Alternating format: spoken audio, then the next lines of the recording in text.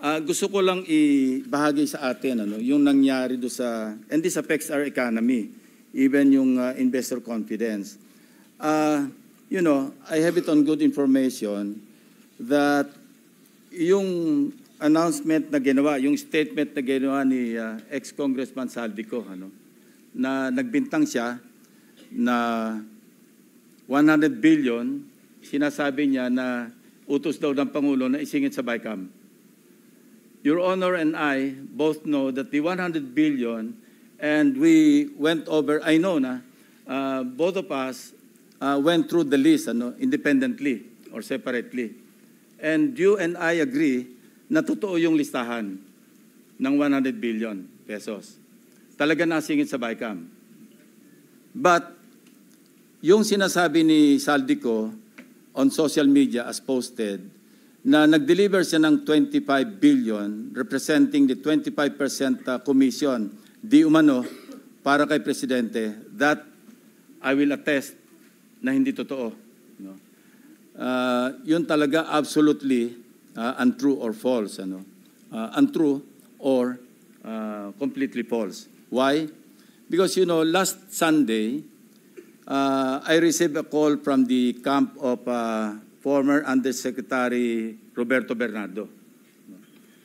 Ang sinasabi niya, noong nakita niya si Saldico sa social media na nagsasabing merong 100 billion di umano inutos ng Pangulo na isingit sa BICAM, napag-alaman ko from Undersecretary Bernardo na may mga tao sa Malacanang, not the President, not authorized by the President, who misrepresented him. I will name some of them. Undersecretary Adrian Bersamin. He name-dropped the President, making Saldico believe na utos ng Pangulo na ipasok sa BICAM yung insertions na 100 billion. Now, Yusek Trigib Olaybar.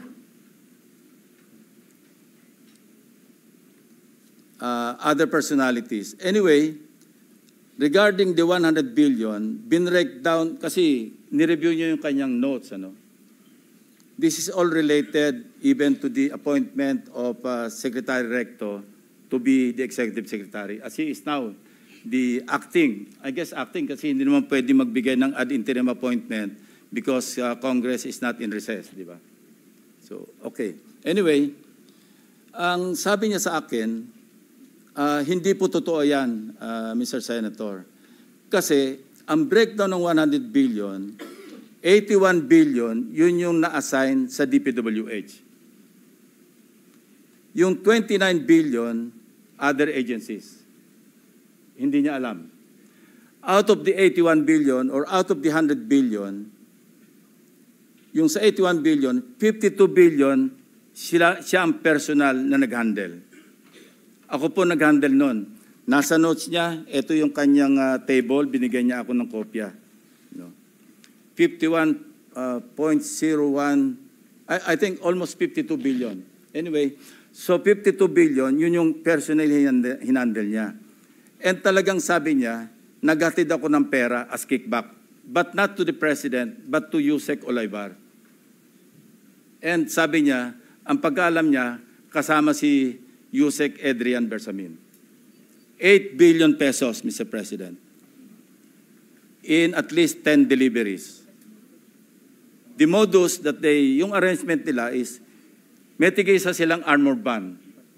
May armor van si Yusek Olaybar, may armor van siya, magpapark sa basement ng Diamond Hotel, darating yung van driven by Olaybar, and possibly, sabi niya, hindi siya sigurado, and possibly, along with Adrian Bersamin. Bakante yung armor van, ipapark, idadrive yung isang van na puno ng pera. Ranging from 800 million hanggang 2 billion. Umabot ng 2 billion only because sometime in March, yung kanyang date na sinasabi from, I think, March hanggang April, yung delivery. Very good nga raw siya, sabi ni Yusek Olaybar, kasi nakakapag-deliver. Ang biggest kasi naipon, because March 11, natatandaan niya, inaapuran niya na si Undersecretary Olaybar nakunin na kasi napupuno na at saka matagal na nakapark. Ang sabi ni Oliver sa kanya, wag muna kasi magulo ngayon dahil inaaresto si dating Pangulong Duterte. So naipon yung laman ng van, sabi niya, mga 2 billion pesos. That was the single largest or biggest delivery that he made to Oliver. Kung saan napunta, hindi natin alam. But personally, he knows or he knew that, kasi personally, nagpapalit sila, amounting to 8 billion pesos. 1 billion, he delivered to Secretary Bonoan. So that's 9 billion. Yung 8 billion was representative of 16% of the 81 billion or 82 billion. Ang usapan daw nila initially was 15%, Mr. President. Tumawad pa raw ng 1% si Olivar, pero suspecha niya, natatawa raw siya dahil para sa sarili na lang ni Olivar yung additional 1%. Kaya umabot siya ng 16%. 1 billion to Secretary Bonoan. Siya mismo nagbigay. So he was asking for my advice. Ang sabi ko sa kanya, can you put it in your own handwriting? And I'll see to it that it will reach the President. Isipan mo. But I took notes. When he was narrating what he was about to write down, I was taking notes together with my 2 lawyers. He was also with his lawyer. So, and that happened.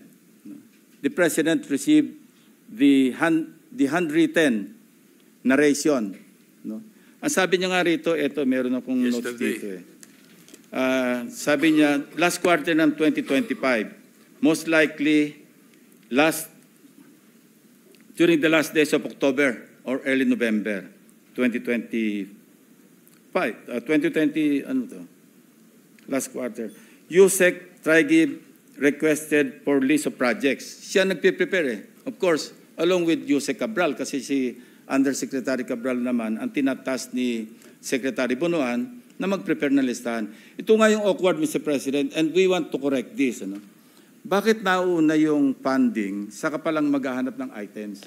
Hindi po ba dapat may items nanggaling sa RDC bago po podohan?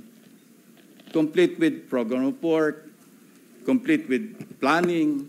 Pero ito po, nauna pa yung pagpopondo, saka palang hahanapan ng items na ililista sa NEP. Remember, bukod pa po ito, dahil ito, GAA na ito eh, BICAM na ito eh. And mind you, even during the NEP, anyway, mamaya ako na itakil yun. Ito yung sinabi niya rito. No? Ito, sinabi niya na si Trigib Olivar prevented him from disclosing details on the 52 billion to Secretary Bonoan. Ayaw pa sabi raw, Mr. President. Tapos, sinabihan siya ni Yusek Trigib Olivar na si Secretary Bonoan asked Executive Secretary Bersamin several times, sino ba magpapacilitate itong 52 billion? Of course, isasama sa BICAM, paano ito re-release? Sino magpapacilitate? Ang sagot ni ES Bersamin sa kanya, we will take care of it.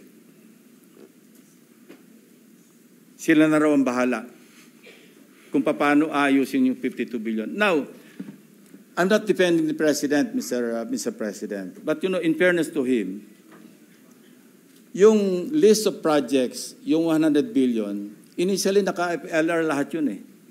Pinapatrack ko ngayon sa aking staff kung ilan yung na-release out of the items on FLR or PISARO for issuance of SARO. Hindi pa namin alam. But initially, kasama sa nabito do sa 194 billion ng ating Pangulo, 1.15 billion pesos worth of projects. Andito yung listahan ng projects. Nilista rin ng, nakita ng mga staff ko ito, pero may listahan din si Bernardo nito. Kung alam ni Pangulo at siya nag-utos na mag-insert ng 100 billion sa GAA, sa BICAM, bakit niya ibibito? Yan din ang observation ni Your Honor, di ba? Sabi niyo rin, because you also examined. While you were examining respecting the 2025 GAA, we were also busy inspecting. No, hindi naman tayo po nag-coordinate, but our findings are practically the same. Di ba? It's the same, Mr. President. The same. Yeah, ito yung tatlong items no, na nabito. Saldico list vetoed items. GAA Volume 1C, page 849. Construction of cruise port and facilities package, Puerto Princesa City, 250 million. 800, page 822. Construction of multipurpose building, Government Center, Barangay Gadani, Tayum, Abra. Page 322, construction of riverbank structure including irrigation system, integration along Polo River at Sitio Lawaan, upstream, right side, Mall Cebu, package 3, 100 million. Total, 1.15. Kung gusto kasi ng iba, paniwalaan natin na sa Pangulo ang nag-utos mag-insert. But it doesn't make sense to me, Mr. President.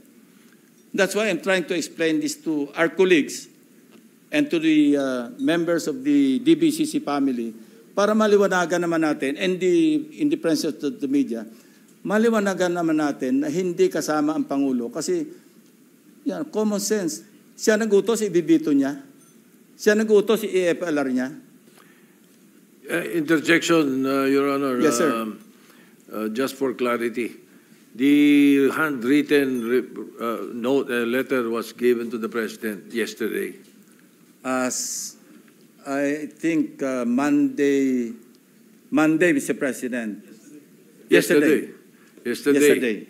And At thereafter, 2 p.m. And thereafter, he asked There for were the, resignations. he asked for the resignation. In this case, Mr. President, courtesy resignation is a euphemism for firing. Yeah. All right, thank you. You know, Mr. President, the President is a very kind-hearted person. You know, I would have suggested to the person who brought to the President or delivered to the President the handwritten narration of Mr. Bernardo. I would have suggested na tanggalin niya and then order an investigation. Otherwise, how can you insulate the President kung courtesy resignation?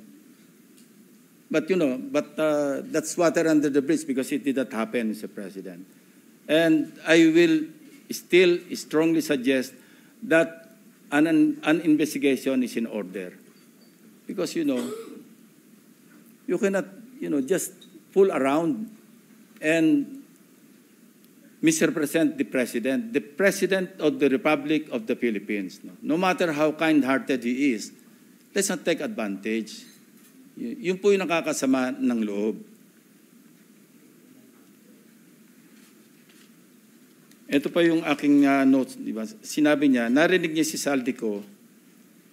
Ito, I heard Saldico's statement that he delivered 25 billion to President Marcos and Speaker Romualdez, representing the commitment for the 100 billion. This could not be true because I handled the 52 billion pesos and I caused the delivery of the commitment for the 52 billion to Yusek Traigib Olaybar. Personally, Mr. President. So let this be a lesson to everyone, to all of us. Sometimes kala mo lulusot ka. Pero sooner or later, it will catch up with you.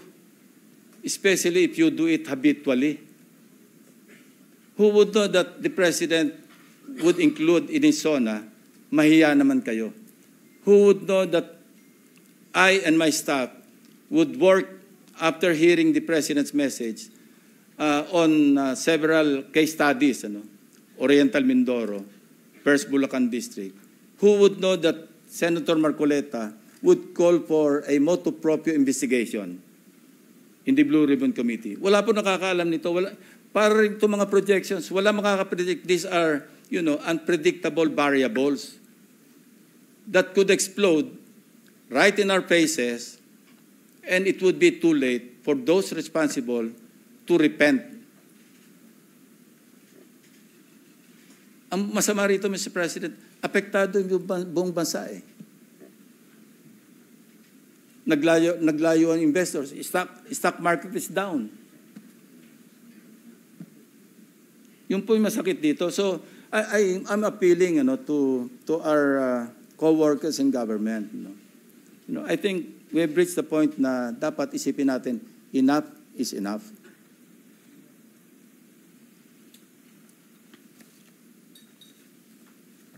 I think I have made myself clear, Mr. President, that there are persons responsible. And ngayon, back to the NEP. I don't want to steer the proverbial hornet's nest. Pero ito pa yung isang practice. Alam nyo, sinabi ko na nga ito na, and I think the distinguished sponsor will agree with me, that the 2025 GAA is the most corrupt. Lagi natin sinasabi ito.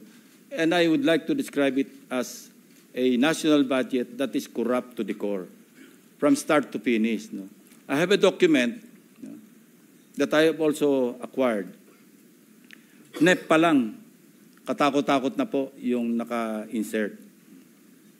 I've seen in that document, yung ilan lang ang aking babanggitin. Secretary Bonoan, allocable ito, allocable, non-allocable. SMB Batch 1, SMB Batch 2. SMB is Secretary Manuel Bonoan. Batch 2, Batch 3. Ang binanggit lang ni Yusek Bernardo, meron siyang 5 billion a year for 3 years kay Secretary Bonoan. Kaya nagkwenta kami ni Senator Kiko Pangilinan, di ba? Na 15 times 15 kasi 15%. That's 2.25 billion. I discovered in that document, aside from SMB, meron pang SMB Batch 1, I think 18.5 billion. Then there's another SMB Batch 2. Basta ang total, 25.5 billion. He's not even a legislator, Mr. President. And many more. Nakalagay, House Leadership, 143.5 billion. Of course, we also learned from the hearings na sa NEP pa lang, pag napasok, may 10% eh. And that's new to us because hindi natin alam to eh. Nalaman lang natin to sa mga hearings eh. Now, 143.5 billion.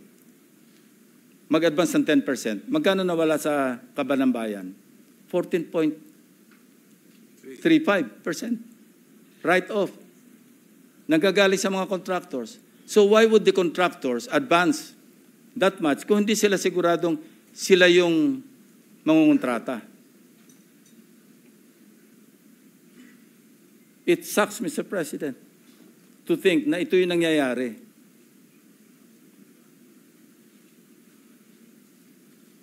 Mr. President. Yes, Mr. If I may, President. this might not be related to the budget, but since na pag-uusapan na rin po itong issue, paano po, and if the permission of Senator Lacson, base ho sa inyong kwento ho, sa inyong salaysay, si Yusek Trigive at ang PLLO dati, si Adrian Bersamin, nakapag-insert po ng 81 billion in the BICAM. Paano po itong dalawang tao na hindi naman po high level ang kanilang posisyon na kumbinsi ho ang mga mambabatas na mag-insert ng 81 billion pesos po sa BICAM? Perception, Mr. President. Sinong hindi maniniwala kapag Bersamin ang nagsabi na utos ni Presidente na mag-insert kayo? Now, regarding the items, may tulong po yung DPWH. I would assume under Secretary Cabral because siya naman talaga yung nagpe-prepare ng list. Siya yung nagko-consolidate to find out baka merong redundancy, merong mga hindi viable, merong repeat projects. Siya lahat yan eh. So ito yung conspiracy, Secretary Bonoan, as far as DPWH. So yung naiiwan ng, kasi 81, so meron pang tayong ina-account na 29 billion. Iba't ibang agencies na raw yun. Probably other departments, 19. Other agencies. Kung 81. Right na ho, 19, kung 81, 19. Yeah, 19 billion. Sorry. sa pagkaalam ko ho sa mga ganitong proseso, marami mo hong nagbabantay. Andiyan po yung House, andiyan yung Senate, andiyan yung DBM, at 81 billion at BICAM ho, napakalaking 100 billion, Mr. President. 100 yung billion. 81, sa DPWH lang correct. yun. Yung 100 billion at BICAM, napakalaking movement po ang mangyayari. Bakit ho hindi i-report ho to? Mr. President, that's why I laud your effort na maging transparent hanggang BICAM. Nang gagawin natin ngayon, wala ng alien items na papasok outside of the House version and the Senate version. And that's a very good way forward, moving forward, na talagang hindi lang magiging simple, transparent, hindi na po pwede yung 2 tao na lamang, 3 tao, 4 na tao nag-uusap sa BICAM. Now, you ask me, how could it have happened? Nag-uusap, ilan lang eh. Bakit hindi pwede mangyari? Siningit yung 100. Pinaratify. Alam naman po natin, pag nag-ratify tayo, or even the members of the BICAM, sa Senate lang. Di ba? Sa kapal noong ating pinipirmahan, page by page or every page, magiging kontrabida kapag inyuwi mo pa yung pinapapirmahan sa atin. Mahihiya ka kasi ikaw lang hinihintay. Without reading, we would sign. But times are different now, Mr. President, and we fully trust you because of, what you have done so far. Lahat kami naniniwala na pag pinapirmahan mo sa amin yung BICAM report, assuming na member ako ng Bicameral Conference Committee ng Senate panel, and even the BICAM report for ratification, ako with you there, I will sign it without reading.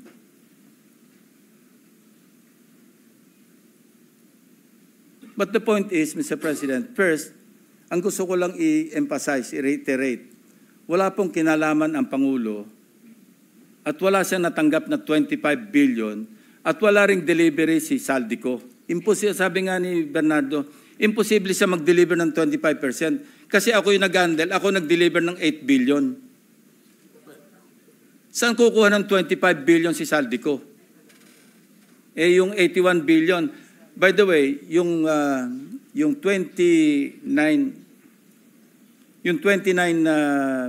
billion na kasi 81 minus 52, hindi ba? Yun daw, ang nag-asikaso rin noon, si Tragib Olaybar, along with Secretary Bunuan and the others, rumekta na sa mga kontraktor, rumekta na sa mga RD, rumekta na sa mga DE. Hindi na niya napakailaman. Ang nahandle niya lang daw, 52 billion pesos worth of projects ng DPWH. Kasi the rest, 19 other agencies. Out of the 81, yung remainder, Olaybar again, along with Bunuan, hindi dumaan sa kanya. That's how the syndicate works, Mr. President. Mr. President, kino-confirm ko, hindi ho kami nag-usap ni Senator Lacson, but review ko ho yung mga projects at ganun rin po nakita namin na about 1.1 billion 150 Yeah. ang na veto po ng Pangulo. So yun rin po yung akin na isipan kung ito po ay manggagaling sa kanya, bakit naman niya i-veto to? At nakita rin ho namin yung mga, may tinignan din ho yung mga list of contractors ho doon. Kasi na-identify ho yung mga contractors. Marami ho sa contractors ay kasali rin po doon sa mga maanumalyang flood control. Nakita ho namin na nandiyan po sila Alpha and Omega General Contractor, ito po yung Diskaya. Si Wawaw Builders, nandiyan rin po. Si Legacy Construction na pinatawag natin dito, QM Builders. So ang ibig sabihin nitong mga contractors na nakita natin sa flood control, present rin dito sa 81 billion worth of projects. So, well, thank you, Senator Lacson, for your very eagle-eyed analysis on this matter.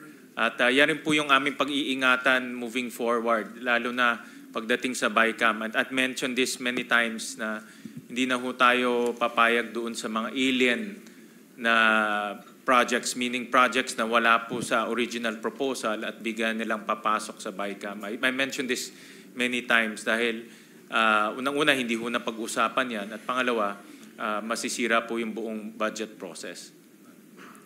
And then live stream. The Yes, BICAM, whether big or small, will be live stream. There will be no more small BICAM. It will be live stream, no, this budget. So Irene will no longer cry. And I hope this, you know, Alam What- niyang alam ko. and I hope, Mr. President, what Senator Gatchalian has started can be sustained sana. Not only in the 2026 budget, sana all the way na. Kasi this is a painful lesson para sa atin lahat, Mr. President. You know, it pains me to see familiar names, some of them. The Executive Secretary is a good friend of mine, Mr. President. It pains me to mention his name.